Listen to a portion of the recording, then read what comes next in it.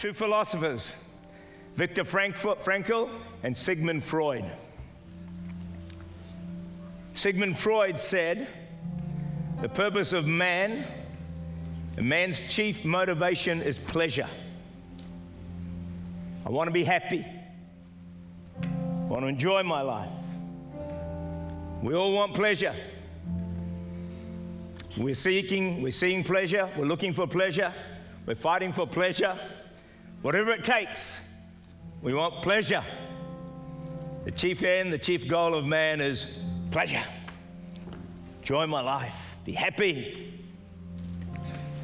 Watch stuff that makes me feel good or go places that makes me feel great. It's pleasure. We're after pleasure. Viktor Frankl came out and he said, I disagree. He said, I disagree completely. He said, I don't think it's pleasure at all. It's purpose. Right. Good. He submitted, when you do not walk in your purpose, watch this, you'll medicate yourself with pleasure. Yeah. So true.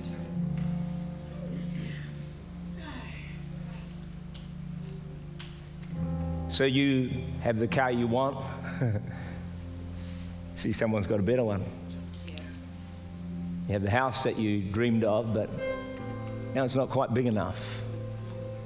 You've earned the money you always wanted, but now the money's not enough. There's nothing wrong with a nice car, a nice house, and having money. It's just not purpose.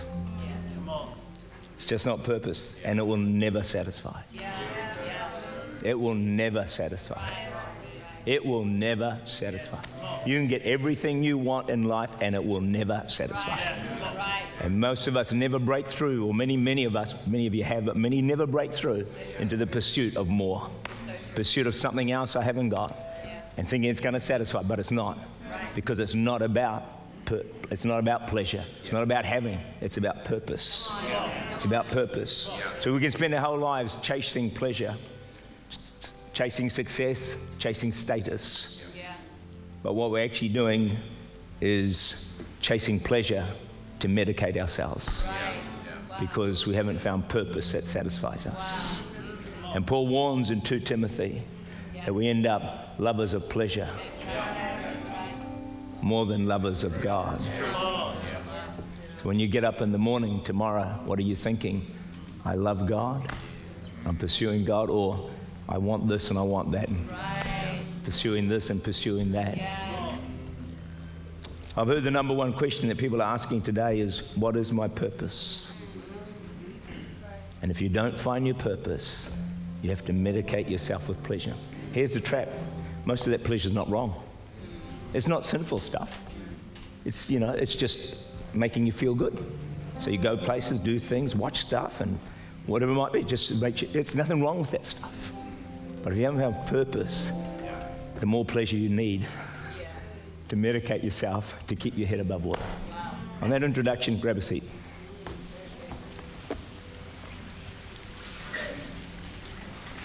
So when you find our purpose, our lives become fulfilling. So here's the $1 million question. Where and how do you find your purpose? Where and how do you find your purpose? I think I have the answer. Come on. In fact, I think I know I have the answer. In fact, I do have the answer. Who would like the answer, by the way? Okay. Here's the answer. All right. So when you truly discover, and walk in God's calling and plan for your life, and walk in it, that's when you find purpose. When you truly find why God put you on planet Earth, why you have breath today. When you discover that, that's when you start to find your purpose, and purpose will satisfy. Now here's the thing that's going to shock you. A huge amount of our purpose is found where we spend most of our time. Where's that? It's at work. It's at work. 40 to 50 hours a week or 60 hours a week.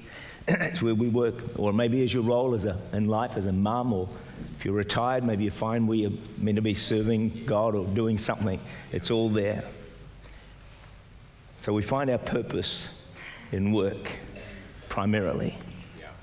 And also what you do in the church is also a part of it. And here's a challenge. I've been thinking about this. I don't know how many people have really found their fulfillment and purpose and satisfaction in work. And you think about this. How many know God loves you? Yep. Yeah. Yep. So surely God doesn't want you to have to go to work every day for the rest of your life and be reasonably miserable at the same time. Not enjoying what you do that much and thinking, man, I can't wait till it's Friday. I can't wait till the next holiday. Surely that cannot be God's will. Anyone with me on this? Yeah. He doesn't want us miserable most of our lives, does he? Yeah, no. And yet if we don't find purpose in our role, in our job, in our work, we are going to be miserable a good percentage of our lives. Yeah, so the aim of this message is I want to get every one of us to the place where you say, I love my job. Amen. See, many people see their job as secular. And it's about making money in order that you can buy your food, you can live, and maybe give something to sacred work like the church. That's not what the Bible teaches. See, the workplace is not about making money just. It's not about promotion so much. It's not about success. It's about fulfilling God's purpose for your life. It's fulfilling the call of God on your life. And so when you go to work tomorrow, I want you to think, I'm going to my destiny. I'm going to my high calling in God in Christ Jesus. I'm going to what I was born for, why God birthed me, why God gave me breath. I'm going to fulfill the call of God upon my life, the high calling of God in Christ Jesus. So you're there to be salt and light. So this is where you find purpose. You also can find it in church as well, obviously. So they did a study, and you've heard me about this before, of 40 of the highest profile people in the Bible. 40, okay? And they were Abraham, Moses, Noah, David, Joseph, a whole lot of them. Do you know what they found? 3 out of 4, 75% never had what we call a religious job. 75% of them were never pastors, church workers, or church leaders, or missionaries. They remained in what we call the workplace for the rest of their lives, and what we call secular jobs. But in those jobs, they found purpose, fulfillment, satisfaction, and destiny. I'm shaking the tree, I know. Some of you are thinking, I don't know about this. Keep listening. Keep listening. Otherwise, you're going to be condemned to being miserable the rest of your life, waiting for your next holiday. So I've said before, but I want to remind you again, that vocation, we all have a vocation or a job, right? Vocation comes from a Latin word for voice. It's voice. So your vocation is it's a voice I hear calling me. It's a voice I hear calling me to my divine purpose in life and my destiny. It's a voice of God calling you to your vocation. It's not about what job do I want. That's the wrong question. It's what job does God want you to have? What has He called you to do? And so often people go out, pursuing a job because it's got status, or it's got money, or it's got the right kind of work hours, it's got flexibility. No, wrong. Because you end up in the wrong job, and none of that will fulfill you, because all of that stuff is actually medicating yourself with pleasure. By having it easy, having it cool, having it, the lifestyle you can live. But no, you got to put all that aside and say, no, God, what are you calling me to do? You see? Jeremiah 1 verse 5. Before I formed you in the womb, this is you. I knew you. Before you were born, I sanctified you. This is Jeremiah. And ordained you a prophet to the nations. So just as Jeremiah was called to be a prophet from the womb, God's called you to be, you fill in the gap. An IT worker, a courier, a teacher, a laborer, lawyer, whatever it is, an accountant, from the womb. You got that? It's the Bible. This is Bible. Does everyone know I'm preaching from the Bible? We try and do that here. This is Bible. So as Jeremiah was called, Jeremiah's no more special than you. So if he was called from the womb, so were you. In fact, God knew you before the foundation of the world. Hello? You're in his mind before the foundation of the world. He's got your life mapped out. You just got to let him guide your life into it. That's why you got to be a person of total surrender. So if you don't have total surrender, you'll never discover God's purpose for your life. Because Romans 12:1, present your bodies a living sacrifice, wholly acceptable to God, that you might know the perfect, the good and perfect will of God. So if it takes a total surrender of your life to discover God's plan and purpose for your life, then you're fulfilled, then you're satisfied. You don't have to medicate yourself with pleasure. Wow. So it all comes back to surrender. So that's why I've spent my life, many years on the altar, surrender, saying, God, anywhere, anytime, any place. When you can do that, you'll find your purpose. When you find your purpose, you're going to be satisfied. When you're satisfied, you won't have to medicate yourself with pleasure. Is anyone with me today? Someone give a God a praise. Come on, give him a shout. Give him a shout. Come on. This is truth, friends. The truth will set you free. You don't want to be miserable the rest of your life. So discover God's plan. Surrender your life. Find your purpose and be fulfilled and satisfied. So if we reject the voice of vocation, we'll never live the life God intended. So the word disappointment, some of you are disappointed today. The word disappointment means apart from your appointment. Ooh. If you're disappointed, you're apart from your appointment. You've never found God's appointment, God's role, God's purpose, God's job, God's vocation for your life. So you live out a life disappointed.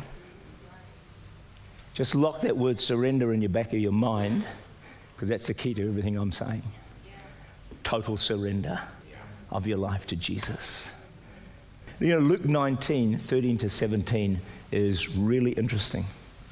It says this. He called 10 servants and delivered them 10 minas or 10 pounds. All right? And he said to them, do business till I come. First came, Master, your mina has earned 10 minas. He said to him, well done, good and faithful servant. Watch this. Because you've been faithful in very little, have authority over 10 cities. Think about that parable. So the nobleman, he gives his servants money, in this case, to do business. Obviously, in the marketplace. And then because when he returns, he grants them authority over cities based on how well they did in their marketplace ministry. So how well you do in your job determines your eternal rewards. There's spiritual rewards for doing your job well. For doing whatever God's called you to do, doing it really well. And if you're faithful in it, it's eternal rewards come from it. And that's marketplace. Yeah. That's marketplace, folks. That's whatever job God has called you to do. Genesis 39, 2-5, the Lord was with Joseph, marketplace minister, and he was a successful man. He was in the house of his master, the Egyptian. And we see that God anointed Joseph in the workplace to make him very, very successful. We talk about the call of God all wrong. People talk to me and say, oh man, you've got a significant call of God upon your life. And hey, friends, we're all called of God. Yeah. That's right. Everyone's called of God. Yeah. It's just different roles. Yeah. Okay, it's different giftings, it's different roles. Everyone is called to full-time ministry. There's no mistake, because that's what we are. 2 Timothy 1 verse 9, who has saved us and called us with a holy calling. Next time you're traveling and you have to fill in that form about your vocation, I want you to put minister of the gospel. You don't get it, do you? You don't get it. You will get it, because that's actually what you are. You're a minister of the gospel. We're all full-time ministers of the gospel. Anyway, let me ask you a question. Where's all the lost people? They're not in here, folks. They're where you work. They're where you work. I reckon you need more anointing out there in the workplace than here in the church, because that's where the lost people are. That's where the stakes are so much higher. So, maybe this will help you. Your work helps God's creation or world function. Everything you do. And whatever you're doing, in some way, you're helping God's will function and you're serving people. All right? So let me try and explain that. So if you're a builder, you're building houses for people to live in. Who reckons that's important? Yeah. So for your garbage collector, you keep the streets clean. You're serving people. Who reckons that's a good job? You can be serving God in that job. You know, if you're a teacher, you educate children or people so that they can be what God has called them to be. You connect what you do with serving people and serving God's will. If you're a lawyer, you help people. If you're an electrician, you sort out people's houses and, you know, power that's not working. Whatever, if you're a courier, you deliver things to people who need them. Whatever it is, you are serving people and you're making God's world work. You're making it function in a fantastic way. So whatever you do, you know, that's why we've got to value all work. So from that place there, from the highest to the lowest, in our eyes, it's all important to God. In fact, with God, there's no menial work, friends. In fact, I reckon menial work is probably more important than some of the other work that we do because fewer people are willing to do it. So all work has dignity, all work has value. Whatever you do is important to God's kingdom. It's of value to the work of God. So do not minimize what you do. Do not think I'm only this or I'm only that. Oh, wow, I'm this and I'm that. No. Friends, we're all full-time ministers of the gospel wherever God has called us. And friend, it's not a matter of how successful you are. It's a matter of whether you do discover God's call on your life and give it everything you've got. When you do that, you find purpose and you don't have to medicate yourself with pleasure. Come on. Amen. Genesis 2:15. The Lord took man, here we go, and put him in the Garden of Eden to tend it and keep it. In other words, to work. So in the original paradise in Eden, no sin, all right? God puts man to work. When paradise is restored, when you get to heaven, guess what? You're going to have to work. There's work in heaven. People who've seen heaven say, you know, there's jobs. There's things that we have to do. So in the original paradise, there was work. God put man to work. And in the coming paradise, there'll still be work as well. So we have to understand that work is God's plan, God's will, and God's way. See, in Genesis, we see God working with his hands. He created man out of the dust of the earth. Yeah. So when he creates a perfect world without sin, he also creates work because in God's creation, work is what gives you purpose and a fulfilling and enjoyable life. Yeah. In God's creation, it's work that gives you purpose and fulfillment and satisfaction. It comes from your work. Not, as I said, this is a paradigm shift for a lot of people. It's doing mental gymnastics to understand this because many people have never ever thought this way. That work is actually the key to purpose and fulfillment and satisfaction, so you don't have to medicate continually with all kinds of pleasures that come. And so understanding work from a biblical perspective is a key to a happy life. You know, when God comes into the world, think about this. He doesn't come as a Greek god would come, as some, you know, almighty person. He doesn't come as a great leader would come. Probably wouldn't even come as you and I might come. How does he come? When God comes to earth, he comes as a carpenter. Wow. Isn't that incredible? He comes as a worker. Out in the workplace. Probably for at least 20 years, probably ran the business. His ministry, the other side of it, was probably just 3 years. Most of his time, he was a worker in the marketplace. Talk about validating work. Yeah. Validating work. A carpenter. Wow. Just like, didn't it blow your mind? Of all the things he could have been, he comes as a worker. Yeah. And not just a worker, but a manual laborer. Do not despise if you're a manual laborer. Hey, you're closer to Jesus than some of the CEOs. I think it's not only about finding your divine place at work and your divine calling at work, but if you want it to satisfy you and fulfill you, you've got to give it everything you've got. You need to be the best employee in your workplace. Ask the person next to you, are you the best employee in your workplace? Just ask them.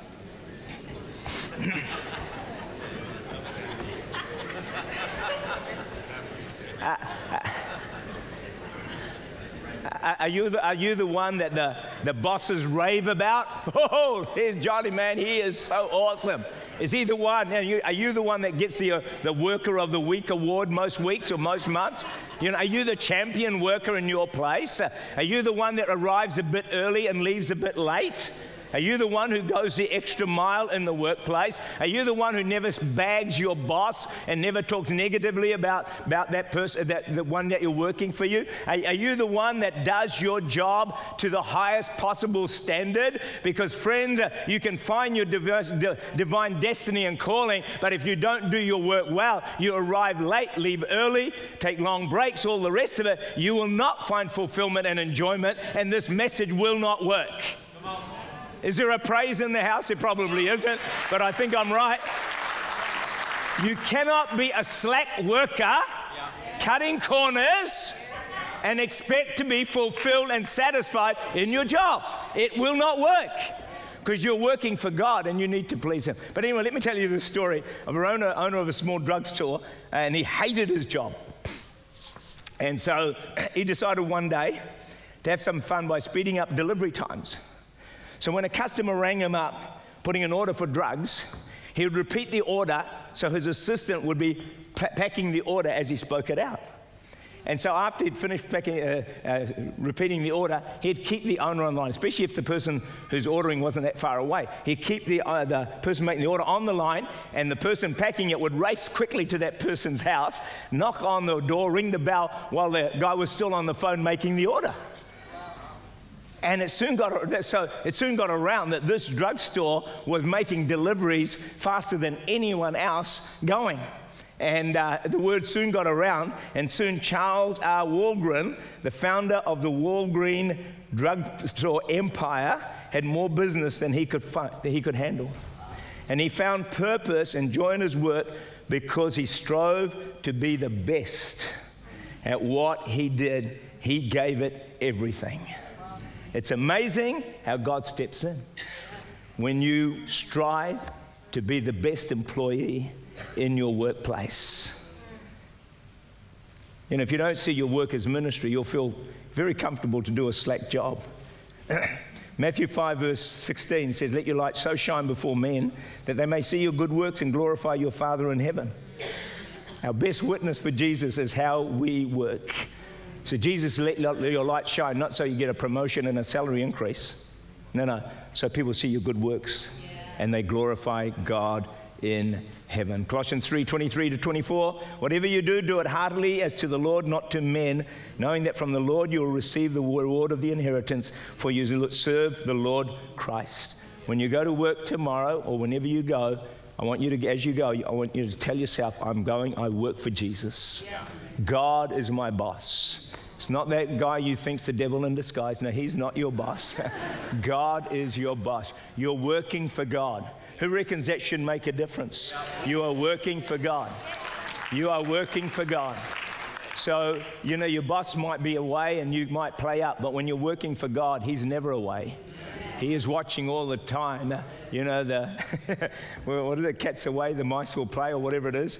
But no. When you're working for God, you don't miss, because He's your boss. Right. He's watching and He sees everything that you are doing in your workplace.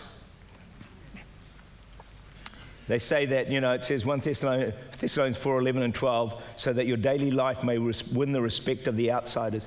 Do you know employee theft is one of the greatest threats to business, reaching $50 billion a year in the US. So there's time theft when people arrive late and leave early. That's time theft. It's not right. It's not good. They say only 1 in 4 workers say they give their best efforts. This is by research. Only 1 in 4 actually give their best efforts. No wonder they're all miserable. Most admit spending 20% of their time goofing off. Well, interesting, eh? Just goofing off. And what else do they say here? Almost half admit calling in sick when they're not. Tell the person next to you, never call in sick when you're not.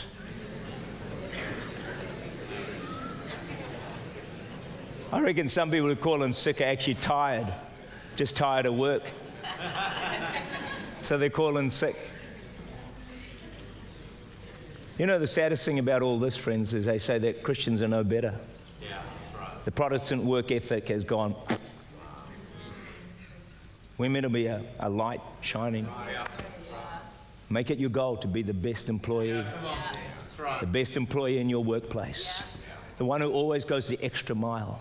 You don't do the minimum, you do the extra. That's the Bible. You go the extra mile. If the boss asks you to do that and do a bit more. Come on, church. Come on. Come on, let's be salt, let's be light, let's be a model, let's be an example, let's set another standard. Let's not fall down to the level of the world that is out there trying to get away with everything they can. No, let's push it in the other direction and let people say, man, he is a Christian, look at how he works. He's a Christian, he's the first to arrive, he's the last to leave, whatever it might look like, I don't know, in your situation. But friends, it's time for the church to change the narrative. We're not meant to be like the world, we're meant to be different from the world. We're meant to set a new standard, a new model, a new way of working that shocks the world and even shocks our bosses. Pleasure or purpose? The way God designed us is about finding purpose, and we find that mostly in our jobs and in our work, wherever God has placed us. And a biblical understanding of work is all about is the key to finding your purpose.